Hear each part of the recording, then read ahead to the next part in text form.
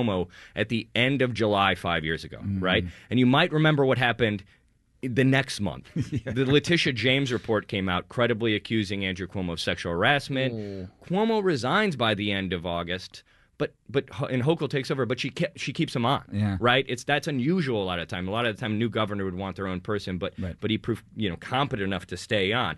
And last thing, the longest running MTA chair was 7 years. It was Bob Kiley. If he stays on for another 2.5 years, he'd be the longest running chair, and if he wants it, right? All right, somebody put that on Kelshi. All right, the city is going to begin construction on the first ever busway. The longest running chair, and if he wants it, right? All right, somebody put that on Kelshi.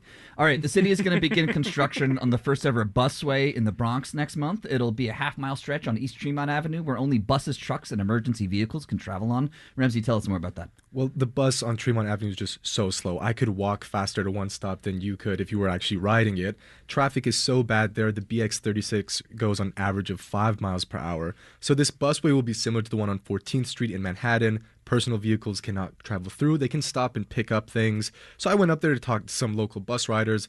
All of them say it's time to speed up the buses. Here's 18-year-old Joshua Gomez. He rides the bus nearly every day, especially when school is in session. It does take a while for it to come and get to where it's going, especially if you got to go all the way to Soundview. That's going to take a minute. Traffic be crazy. Very, very crazy, I should say. I was there. And construction will last until the end of the year. The city DOT anticipates disruptions as they paint the new busway, install new signage, but it's going to be a very good thing for the neighborhood. Yeah, and this is just part of Mamdani's effort to speed up buses. There's a bunch of changes coming to other parts of the city, including other parts of Tremont. Parallel to the Cross Bronx Expressway, they're going to get a bus rapid transit route, similar to the one that we've spoken about on Flatbush Avenue, where buses will run down the center of the road, which should radically change the speed of buses, but I guess we'll see how it goes. Okay, lots of exciting stuff out there. Thanks to WNYC's Stephen Nesson, Ramsey Khalife, and Clayton Guzza. You can stay in the know on all things transit by signing up for our weekly newsletter. That's at gothamist.com/on the way, my friends. Thanks so much. Thank you, Sean. Happy Leo season. Stand clear of the closing doors, please. It's WNYC coming up on 93.9 FM and AM 820. It's Marketplace. The cost of food is up across the board, but there's one area of the grocery aisle where consumers are still willing to shell out extra. For me, it's not really about organic. It's just about quality, which generally are synonymous. Where the growth in organics is coming from. That's next on Marketplace. We'll be back with all things considered at 7. 74 degrees, mostly cloudy right now. Temperatures in the upper 60s overnight. It's just about 6:30. WNYC is supported by J.P. Morgan Chase, serving the people, neighborhoods, and businesses of Greater New York City for over 225 years. More at jpmorganchase.com/NYC. J.P. Morgan Chase Bank, N.A. member FDIC. WNYC, independent journalism in the public interest. 93.9 FM and AM 820. NPR News and the New York Conversation. Marketplace is supported by Progressive Insurance. Progressive provides bundled home and auto coverage all in one place. Learn more at progressive.com or 1-800-PROGRESSIVE. On the program today, credit card disputes, splurging on organic food, and inflation. Because, of course, we're going to talk about inflation. From American Public Media, this is Marketplace. Marketplace is supported by Odoo.com, offering integrated programs for sales, customer relationship management, inventory, and other business operations, designed to work together as a customizable software suite. Odoo, all your business on one platform.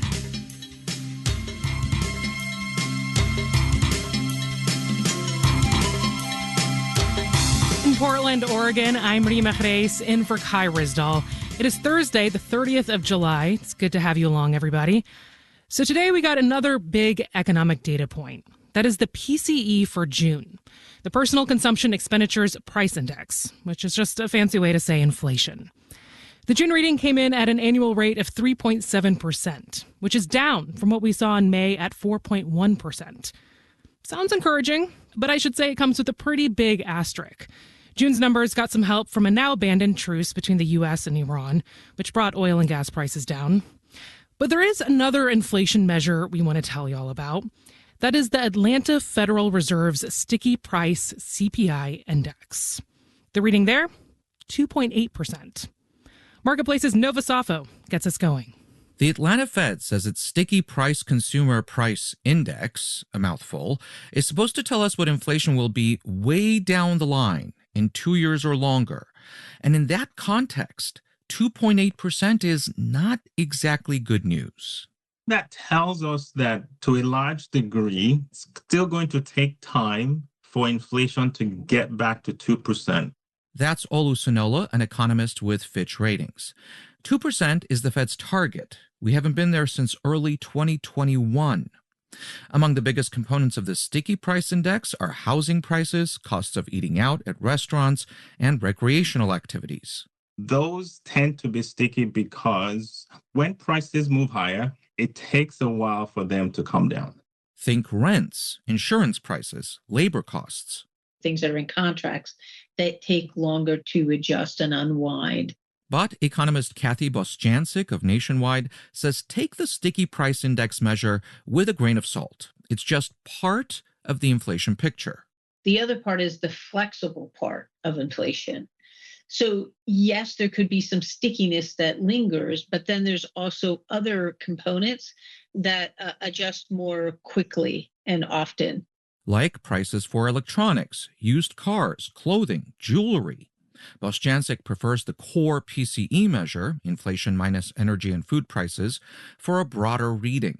It's currently at 3.3%. But if the core PCE is at 3.3 and the Sticky Price Index is predicting 2.8 in a few years, does that mean that underlying currents driving inflation are actually slowing? Michael Pierce of Oxford Economics says yes.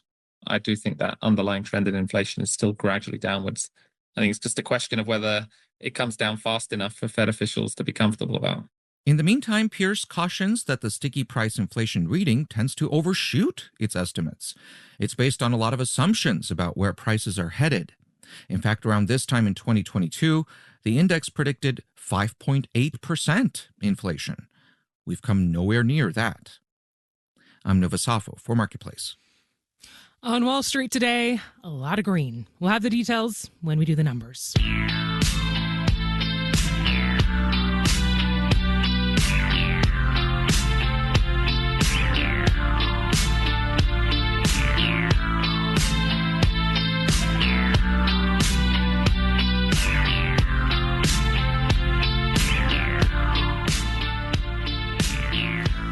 Like Nova was just saying, some prices are sticky, take a long time to budge. But that's actually not the case when it comes to grocery prices. They bounce around plenty. But if you zoom out, the bigger picture is pretty simple. Groceries cost a whole lot more than they used to. Since 2020, the cost of food at home has shot up about 26%. It's a big reason why consumers say they feel so crummy about the economy. So you might think, naturally, people are cutting back on some of the pricier stuff, like organic food. That's, of course, food produced under stricter USDA certification rules, dictating everything from what farmers can put on their crops to how animals are raised, all of which leads to higher price tags. And yet, as Marketplace's Mitchell Hartman reports, far from cutting back, many people seem to be doubling down on organics. I'm at a busy weekday farmers market in downtown Portland, Oregon. The Sunrise Organic Farm stand is packed with customers. Kimber Cavendish is a retired physical therapist and devoted farmers market shopper. Oh my gosh, we got basil, we got a ton of tomatoes, we got potatoes, we got dill, we got corn, celery. We're rabbits. How much more expensive is the organic than the conventional? If it's not organic, we don't buy it. Yeah, I mean, one little basil is $6 and it, Trader Joe's is $2.99, but we're pretty well versed on all the pesticides and toxins in the vegetables that are not organic. August Winningham, a restaurant owner and chef, is next in line. I got 20 heads of bicolor corn and some purslane. For me, it's not really about organic, it's just about quality, which generally are synonymous. I'm buying for my restaurant, so I do keep an eye on the price, of course. What will the market bear? What can I charge where at the end of the month I have money that I can pay myself? In spite of prices anywhere from 20% to upwards of 100% more than conventional products, a lot of American consumers are choosing organic. Tom Chapman heads up the Organic Trade Association. Last year, the organic marketplace grew 3 times faster than the total food marketplace, 6.8%. And that outsized growth has continued in the face of resurgent inflation, says Sherry Fry at market research firm Nielsen IQ. The first half of this year of 2026, organic grown at about 4.2, where the total store is just slightly declining. Fry says consumers are behaving in unexpected ways right now. Yes, they are financially stressed by high food prices, but they're a little bit more purposeful. That oftentimes means that they might choose something like an organic over a conventional item, buying something that aligns with their values and what their family needs. For some consumers, this isn't a big financial sacrifice, says Scott Dicker at Spins, a market research firm. Obviously skews towards higher income. However, recently, the lowest earners were increasing their spend at the fastest rate. They are prioritizing their health. And organic is becoming ubiquitous, expanding from premium Whole Foods type retailers to mass market and value outlets like Safeway, Walmart, and Costco. There's also been a boom in private label organic, all of which, says Nielsen IQ's Sherry Fry, decreases that price gap between an organic or maybe a conventional item. And so there's just more selection in the space for consumers. And organic producers do have some advantages when it comes to keeping their costs down, especially in the face of soaring oil prices. As Tom Chapman at the Organic Trade Association explains, they're less reliant on nitrogen inputs, petrochemical inputs for pesticides. Organic is kind of seeing conventional side inflate, while those aren't particularly impacting them. Meanwhile, new market trends are attracting more consumers, says Scott Dicker at Spins. Protein is hot. We're seeing big growth in organic milk, fresh meat, poultry, and seafoods doing really well. Yogurt's growing. Animal-based brands started marketing themselves heavily as healthy and natural after plant-based alternatives started cutting into their market share. Another category growing by leaps and bounds? Organic sodas. Other traditional kind of junk food categories, like you're seeing organic candy. There's a big push for permissible indulgences. And at least all that sugar is certified organic, which for some consumers makes the higher price go down a little easier. I'm Mitchell Hartman for Marketplace.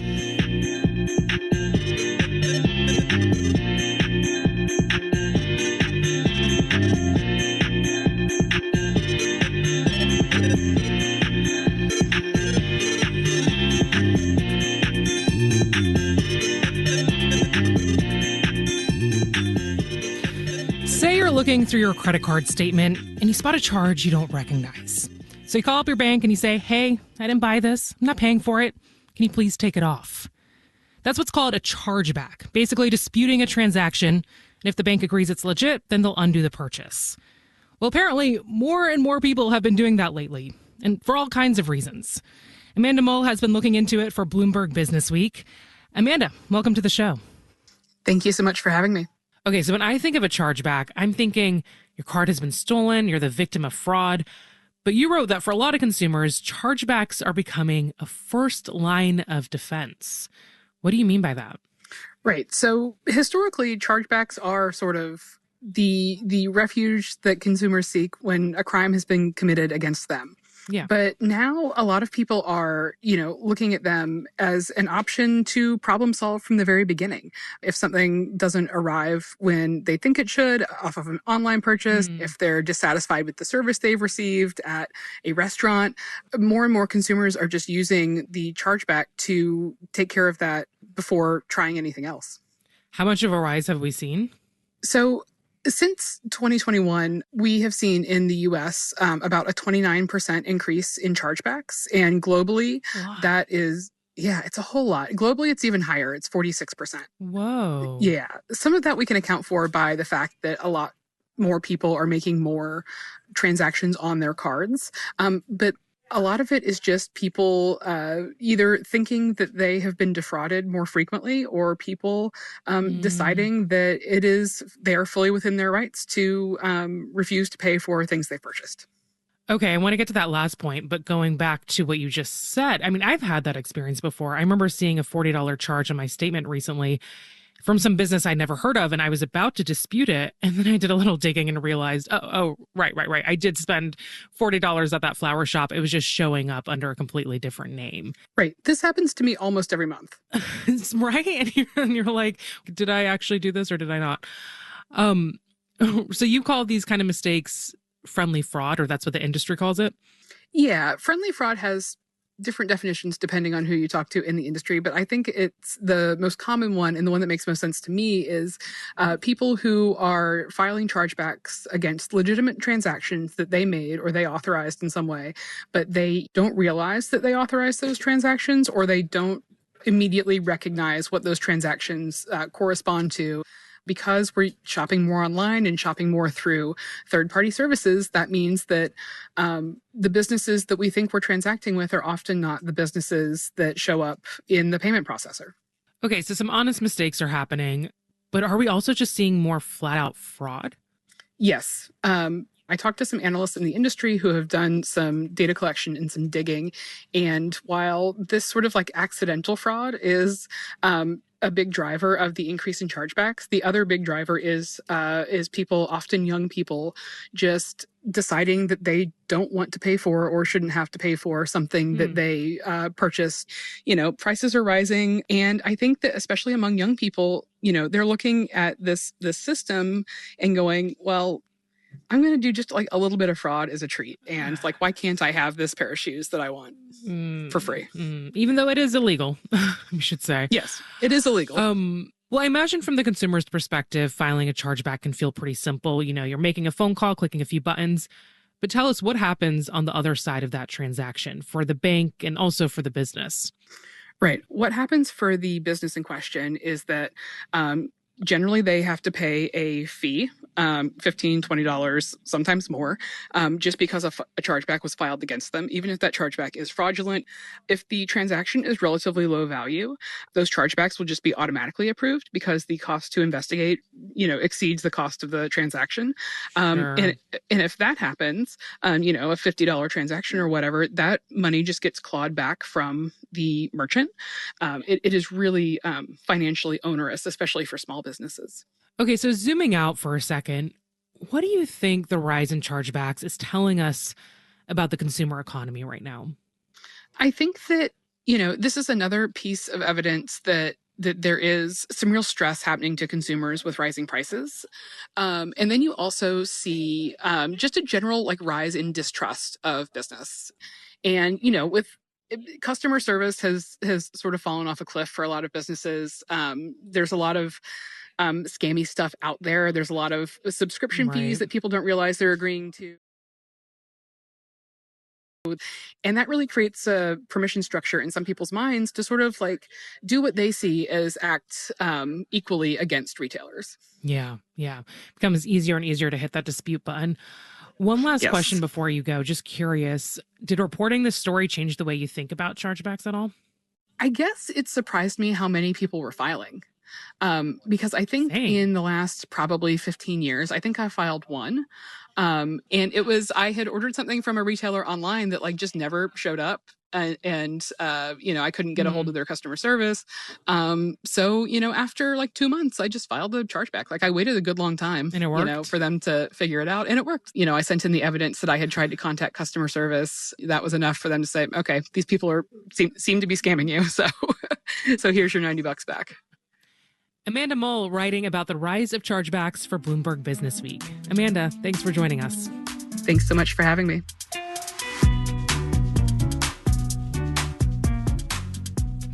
If you want more conversations about this sort of stuff, about navigating our financial lives, or even a little advice, check out the Marketplace podcast that I host. It's called This is Uncomfortable, available on your podcast platform of choice.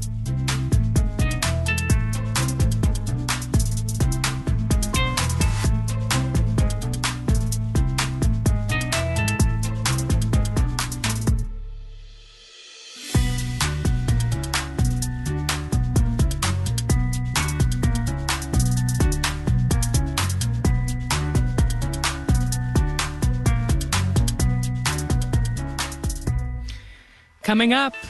We were like, we don't know what this could possibly be, but why not? I mean, that's how all best ideas start, right? But first, let's do the numbers. The Dow Jones added 613 points, 1.2%, to finish at 52,208. The Nasdaq gained 679 points, 2.8%, to close at 25,122. And the S&P 500 rose 121 points, 1.6%, ending at 74.37. Instagram owner Meta reported earnings late yesterday. Today, investors reacted to a splurge on AI that resulted in a 91% collapse in cash flow from a year ago, according to Reuters. Meta shares fell 7.9%. We heard Mitchell talking earlier about Americans doubling down on organic products. Supermarket chain Sprouts, known for its natural and organic products, reported second quarter sales of $2.3 billion this week, a 5% increase from last year. Bonds fell. The yield on the 10-year T-note rose to 4.67%. You're listening to Marketplace. The Numbers is supported by Odoo.com, your entire business on one platform. Marketplace is supported by Solidigm, offering solid-state storage solutions optimized for AI with higher capacities, greater speed, and energy efficiency. Solidigm, AI data infrastructure built on a solid foundation. Learn more at storageforai.com.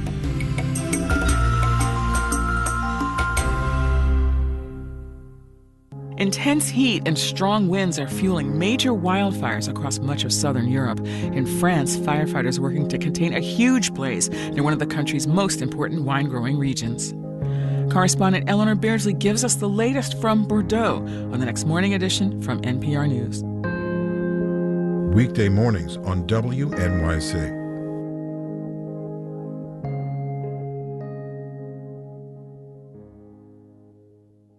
WNYC supporters include the John S. and James L. Knight Foundation, helping public radio advance journalistic excellence in the digital age. The Knight Foundation believes informed and engaged communities are essential for healthy democracy.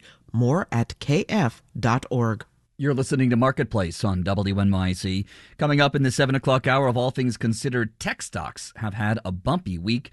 We're going to get to the bottom of why and how coming up at 7 o'clock. Be sure to stay tuned. This is Marketplace. I'm Rima Reis. If you think gas prices are bad right now, just take a look at diesel. Diesel fuel is in especially short supply, thanks in no small part to geopolitics. The average price, $5.34 a gallon. That's about 50 cents shy of AAA's all-time record.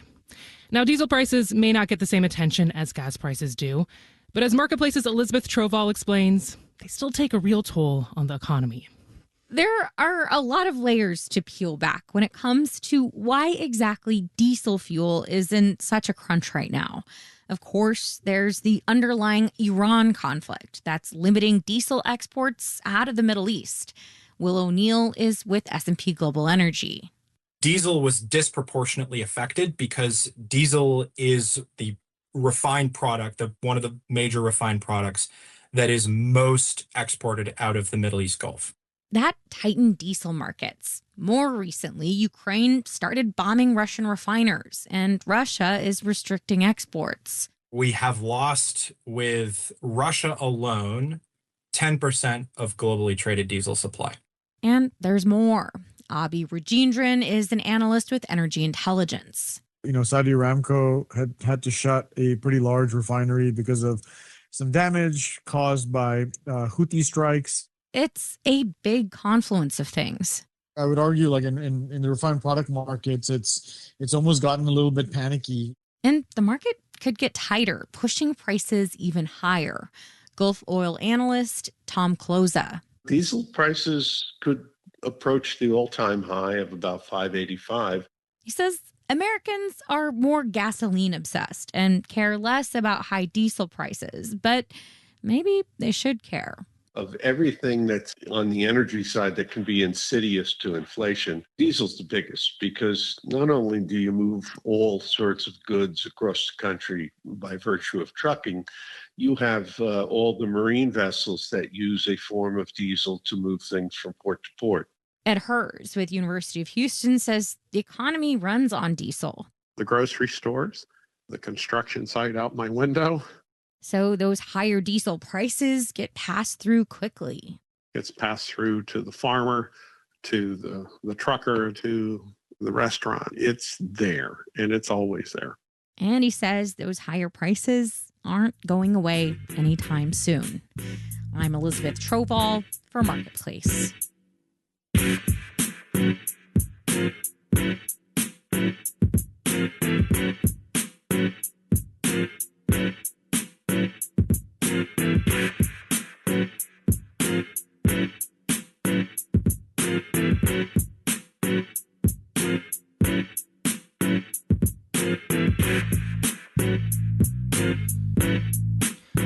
When you think of Maine, you probably think of lobster. The state produces roughly 80% of all the lobster in the U.S. But there's a problem. The people who catch those lobsters are getting older. And it's actually very difficult for new people to break into the industry. It can take years to get a commercial lobster license. A group of folks, a nonprofit in Portland, Maine, is trying to change that, trying to bring a new generation aboard. Marketplace's Samantha Fields has that story. Growing up in Maine, Janelle Anastasio never thought much about lobster, beyond that she loved to eat it. It never occurred to her that lobstering could be a career. Literally did not know what lobstering was at all. Never would have expected to be here. Here is on a small lobster boat called the Sea Smoke out in Casco Bay just off Portland. Dressed in tall rubber boots, orange waders, and thick blue gloves. Hauling up lobster traps. Yes! And measuring lobsters. So, first, you have to put the gauge from the eye socket to the back of the carapace body. And if it's... Anastasio is 18 and heading into her second year of college where she's studying art. She's also in her second year of lobstering with Lift All Boats, a program designed to introduce young people who don't already have connections to the lobster industry.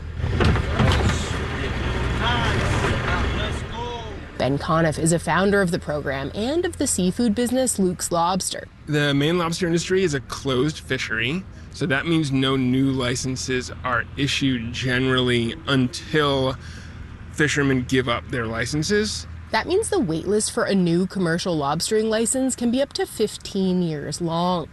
There is one way to skip that wait list. If you get a student license before you turn 18 and do 1,000 hours of lobstering alongside a licensed lobsterman before you turn 20 if you don't go to college, or 23 if you do. So the only way typically that someone even knows about that student program or has the opportunity and the connections to do it is if they're the kid of a current lobsterman. Lobstering in Maine has always kind of been like this. There's a lot of family tradition. No question, a lot of guys I know, 5th generation or more. Roger Woodman did not come from a family of lobstermen, but he did have lots of friends who were, growing up in Maine in the 60s. Back then, he says, it was easy to get a license. Oh, you could just apply. You rode into the state, paid your fee, and got your lobster license. He got his license when he was 14, and he's been lobstering on and off ever since. He's 72 now. Today, the barriers to entry have increased so much, anywhere from licenses to boats to gear, and that didn't exist when our cohort was growing up in the 60s, 70s, 80s. And if you don't grow up around lobstermen like Woodman did, the barrier is even higher. Ben Conniff says all of this has led to fewer young people going into the industry. We talk to fishermen up and down the coast of Maine all the time, and we were consistently hearing from people who couldn't find the folks that work the junior jobs on their boat called sternmen. Enter Lift All Boats. Janelle, can we get one more? Janelle Anastasio first learned about the program from a teacher at her high school. That guy right there, Captain Wiley Muller. When he first told her and her friends about it, we sort of signed up as like a joke. We were like, we don't know what this could possibly be, but why not? And I never expected to grow so passionate about it. It turns out she loves being on the water, loves the fast pace and the unpredictability of lobstering. You know, like, are we going to have a whale come over here? Maybe, you know? She also kind of loves doing work that's typically done by men. Makes me feel badass because I don't know many other Filipino women on the water. Now she can't imagine not being on the water. Set 14 right here. Setting 14. Yep. Sunila Deloach feels similarly. She's 18 and this is her third year on the boat. The end of last summer, I realized I actually want to do this long term. She's starting college in the fall, studying to become a teacher, but she's also going to keep working toward her 1,000 hours so she can get her license by the time she turns 23. Really, anytime I have any downtime or any time off, I'm just going to plan to try to get on the boat. Like weekends, my Fridays, vacation times. I just have the desire to just be out there longer, have more traps, and really take the label as a lobsterman. Her goal is to teach during the school year and spend her summers on the water. I'm Samantha Fields for Marketplace.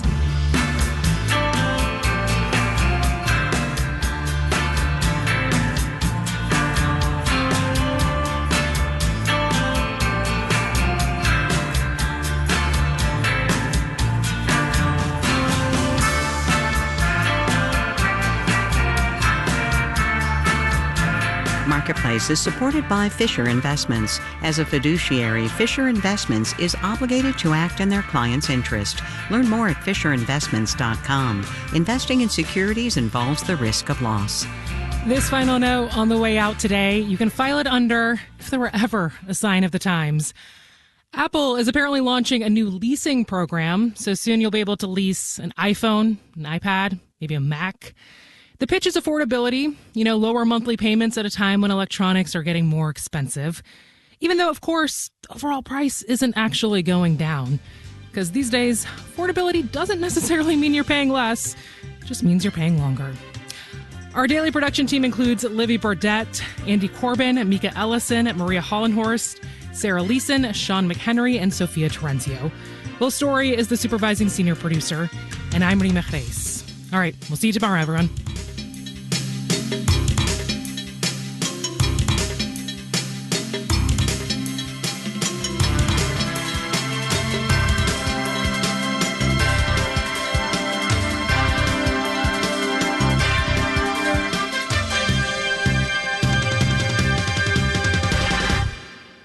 This is APM.